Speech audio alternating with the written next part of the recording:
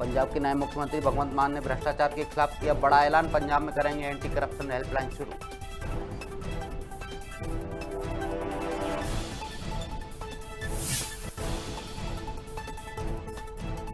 अभिनेता से नेता बने शत्रुघ्न सिन्हा ने छोड़ा कांग्रेस का हाथ, कहा टीएमसी ज्वाइन कराने में प्रशांत किशोर और पूर्व केंद्रीय मंत्री यशवंत सिन्हा का अहम रोल।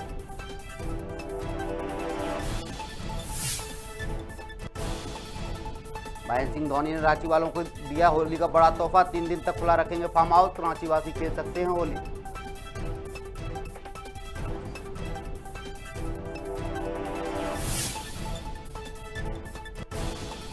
उप शिक्षा मंत्री मोहन यादव ने की प्रेस वार्ता, विभागों में होंगे बड़े बदलाव, ऑनलाइन लर्निंग मैनेजमेंट सिस्टम होगा लागू।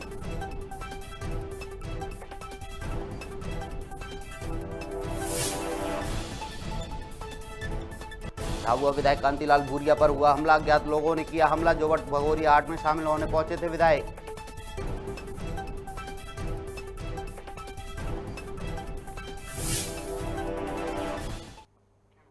नमस्कार, मैं हूं अरुण, आप देख रहे हैं खबर भारत। खबरें विस्तार से। प्रदेश के उप शिक्षा मंत्री मोहन यादव ने प्रेस वार्ता कर आयोजन किया। इस दौरान उन्होंने कहा कि विभाग में बड़े बदलाव किए जा रहे हैं, जिसके तहत ऑनलाइन लर्निंग मैनेजमेंट सिस्टम शुरू किया जाएगा, जिसमें 200 स्मार्ट क्लासरूम और 10 डिजिटल स्टूडियो बनाए जाएंगे। साथ ही प्रदेश भर में डिजिटल यूनिवर्सिटी भी खोली जाएंगी।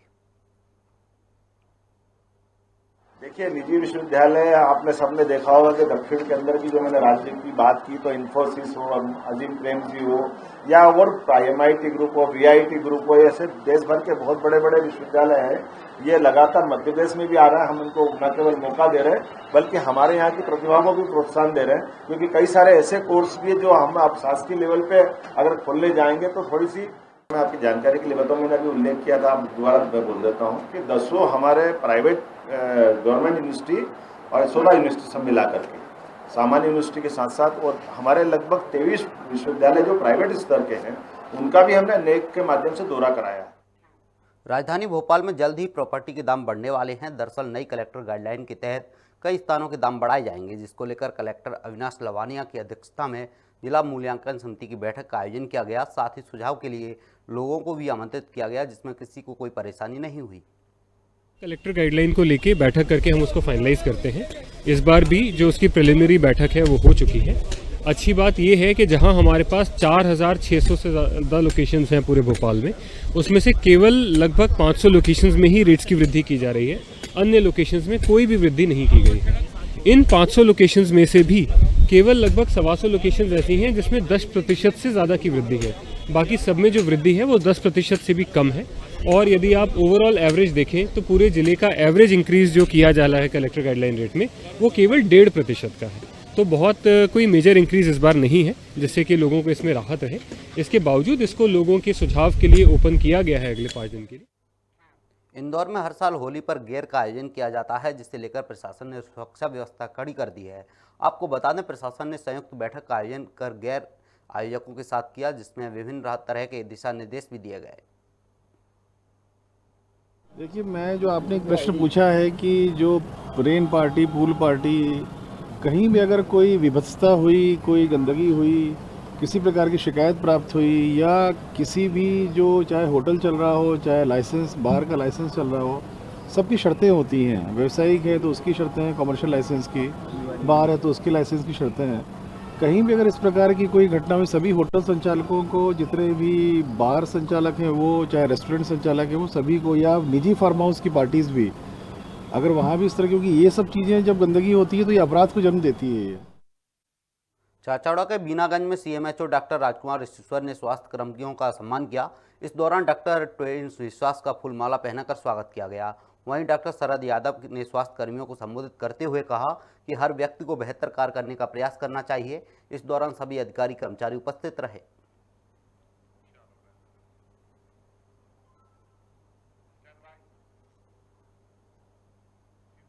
शुजालपुर में होली के त्योहारों पर बाजारों में एक बार फिर रौनक लौट आई है। आपको बता दें, कोरोना काल के दौरान बाजार बिल्कुल खाली रहता था, लेकिन 2 साल बाद एक बार फिर ग्राहकों की भीड़भाड़ शहर में देखने को मिली है। वहीं सूबे बारात को लेकर भी प्रशासन ने सुरक्षा के पुख्ता इंतजाम किए हैं। आज होली है, कल धुलेटी है और कल ही शाम को शब बारात का भी कार्यक्रम रहेगा। इसको लेकर सभी प्रशासनिक अधिकारी और पुलिस प्रशासन बिल्कुल मुस्तैद है। उसको देखते हुए शहर के मुख्य चौराहे हो, मार्ग और ऐसे संवेदनशील स्थानों पर सभी जगह पुलिस बल तैनात किया गया है, सभी जगह पॉइंट लगाए गए हैं। अब ये हमारी ड्यूटी लगातार कम से कम 36 से 40 घंटे तक रहेगी। सरगुजा पुलिस को बड़ी सफलता मिली है। पुलिस ने अवैध गांजा तस्करी करने वाले 9 आरोपियों को गिरफ्तार कर लिया है। इस दौरान उनके पास से 68 किलो 550 ग्राम गांजा बरामद किया गया है, जिसकी कीमत करीब 1 लाख रुपए बताई जा रही है।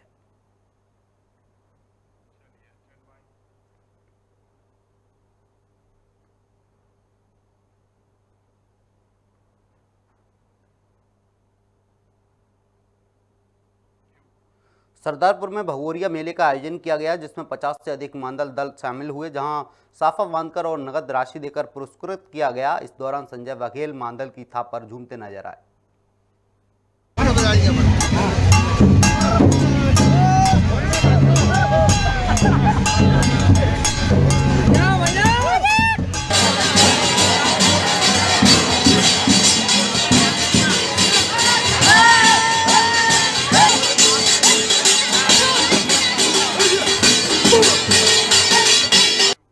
मध्य प्रदेश के रतलाम में 200 से अधिक स्थानों पर होलिका दहन किया जाएगा। बाजार रंगों और पिचकारियों से सजे हुए हैं।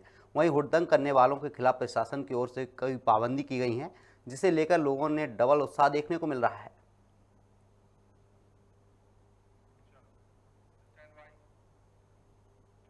मनावर के बालीपुर अंबिका आश्रम में गजानंद जी महाराज का 102वां जन्मदिन मनाया गया। इस अवसर पर आश्रम में कई धार्मिक आयोजन किए गए। आपको बता दें, महाराज का जन्म 5 मार्च 1920 को हुआ था, जिसे लेकर झांकियां निकाली गई।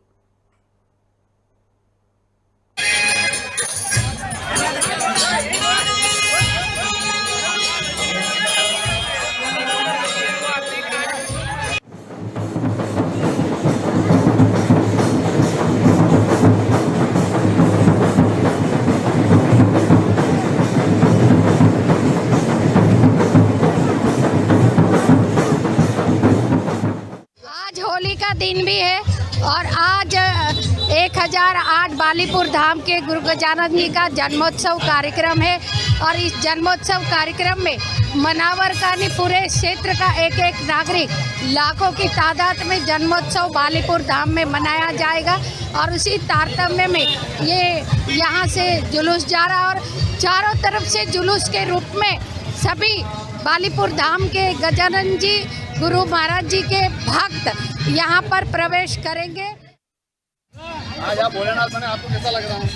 भोलेनाथ बन के अति उत्साहपूर्ण कार्य लग रहा है। जो हमारे साथ बालीपुर नहीं जाएंगे मैं उनको ऊपर ले जाऊंगा। हर हर। इंदौर के तोकोगंज में पुलिस ने बड़ी कार्रवाई की है। आपको बता दें, करोड़ों की धोखाधड़ी का 3 इनामी आरोपियों को पर कुर्की जब्त करने का नोटिस संपत्ति पर लगाया गया है। वहीं पुलिस ने प्रमोद, राघव और रोहन पर 5-5 हजार रुपए की इनाम की घोषणा भी की है। थाने पर दर्ज अपराध क्रमांक 542/21 प्रमोद सेठी, राघव सेठी और रोहन सेठी के खिलाफ ये प्रकरण दर्ज किया था 420/406 का। 409 इसमें बाद में बढ़ाई गई है और निक्षेपों का संरक्षण अधिनियम की धारा इसमें बढ़ाई गई है। इनकी लगातार गिरफ्तारी के प्रयास किए जा रहे थे। इनके ऊपर पुलिस उपायुक्त महोदय द्वारा इनाम भी घोषित किया गया है, लेकिन ये लोग लगातार फरार हैं। इसके लिए हमारी टीमें लगातार प्रयास कर रही हैं। इनकी संपत्ति कुर्की के लिए उद्घोषणा धारा 82 के अंतर्गत कराई गई है, जिसमें माननीय न्यायालय द्वारा 20/4 तक प्रमोद सेठी, रोहन सेठी और राघव सेठी को उपस्थित होने के लिए कहा गया। अगर ये उपस्थित नहीं होते हैं तो माननीय न्यायालय द्वारा इनकी कुर्की की संपत्ति कुर्की की कार्रवाई की जाएगी। चस्पा भी किया गया इनके घरों पर और इनकी जो संपत्ति है उन पे चस्पा किया गया। इनकी मेगापोलिस स्क्वायर पे इनकी एक मल्टी है, उस पर, और इनका घर है गुलमोहर पे, दोनों जगह नोटिस चस्पा किए गए। कितने का इनाम घोषित? इनके ऊपर 5-5 हजार का इनाम घोषित थी। फिल्म द कश्मीर को मध्य प्रदेश सरकार ने टैक्स फ्री कर दिया है, जिसके बाद भाजपा जिला मीडिया प्रभारी रवि बड़ो ने समर्पण ग्रुप की तरफ से 100 लोगों को निःशुल्क फिल्म दिखाई। आपको बता दें कि सभी दर्शक हाथ में भगवा झंडा लिए देशभक्ति के नारे लगाते हुए रैली की शक्ल में फिल्म देखने पहुंचे, जहां उनका फूल मालाओं से स्वागत किया गया।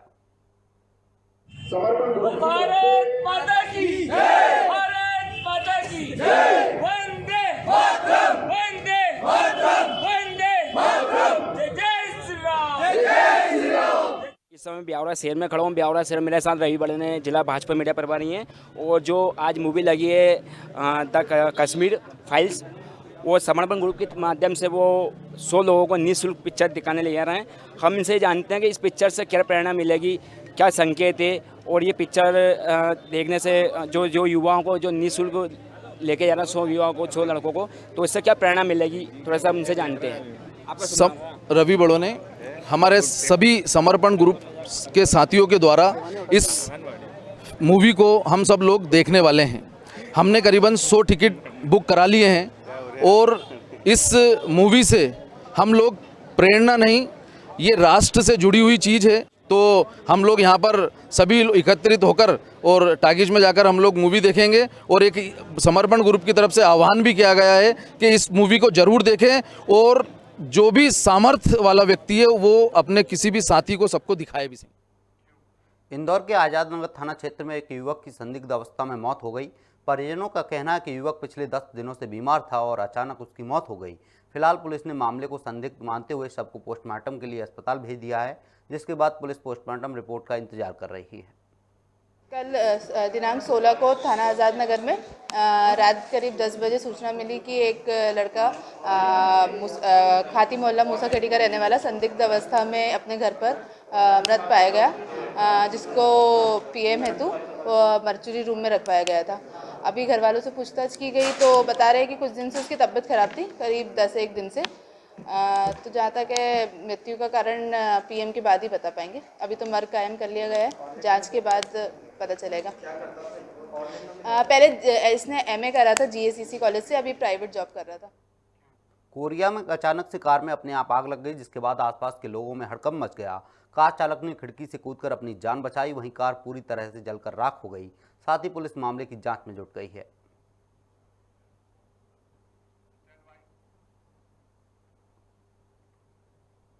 नैनपुर में कर्मचारी संगठनों ने पुरानी पेंशन देने की मांग तेज कर दी है। आपको बता दें, ट्राइबल वेलफेयर टीचर्स एसोसिएशन के प्रांतीय प्रवक्ता संजीव सोनी ने बताया कि पुरानी पेंशन बहाली संयुक्त मोर्चा का गठन किया गया है, जिसमें चरणबद्ध आंदोलन की रूपरेखा तैयार की गई है। साथ ही कर्मचारियों ने नारा बुलंद करते हुए होलिका दहन भी किया।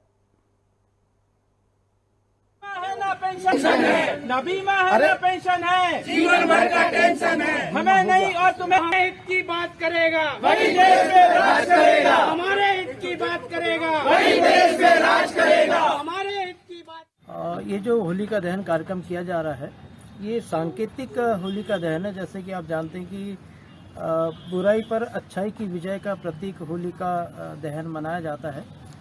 और इसमें देखिएगा कि जिस तरह से एनपीएस को लागू किया गया और ओल्ड पेंशन को ख़त्म किया गया, तो उसके संबंध में हमारे नैनपुर विकासखंड के जितने भी विभागों के कर्मचारी हैं, आज वो संयुक्त रूप से संयुक्त मोर्चा के माध्यम से होलिका दहन का कार्यक्रम कर रहे हैं। और हमारी सरकार से मांग है कि जिस तरह विभिन्न प्रदेशों में ओल्ड पेंशन को जो ख़त्म किया गया था, पुनः फिर ओल्ड पेंशन को लागू किया गया, क्योंकि ये बुराई पे अच्छाई की जीत का पर्व है। और होलिका दहन के माध्यम से हम ये बताना चाहते हैं कि एनपीएस एक बहुत बड़ी सामाजिक बुराई है, जिससे किसी का भला नहीं होना है। और हम लोग काफ़ी साल, लगभग पूरी लाइफ अपनी दे रहे हैं सरकार को सर्विस करने के दौरान में, और उसके बदले में हमको क्या मिलेगा बुढ़ापे में। अभी हमारे जो शिक्षक साथी रिटायर हो रहे हैं, उनको देख रहे हैं, किसी को 800, किसी को 1200 ऐसी पेंशन मिल रही है, जिसमें उनकी दवाई गोली की का भी जीवन यापन नहीं होगा। और एक उम्र के बाद सबको सब प्रकार की आवश्यकता होती है। तो हम लोग सरकार से ये मांग कर रहे हैं अपनी कि जैसे सभी प्रदेशों में एनपीएस हटाकर और ओपीएस लागू की गई है, वैसे हम लोगों को भी दी जाए और हम लोग कम से कम एक सम्मानजनक जीवन जी सके। शुजालपुर में शराब के नशे में युवक ने खुद को चाकू मारकर आत्महत्या कर लिया। आपको बता दें, घटना के समय वो घर पर अकेला था और घटना की जानकारी मिलते ही परिजनों ने तत्काल उसे निजी अस्पताल में भर्ती कराया, जहां डॉक्टरों ने जांच के बाद उसे मृत घोषित कर दिया। वहीं पुलिस ने शिकायत दर्ज कर मामले की जांच शुरू कर दी है।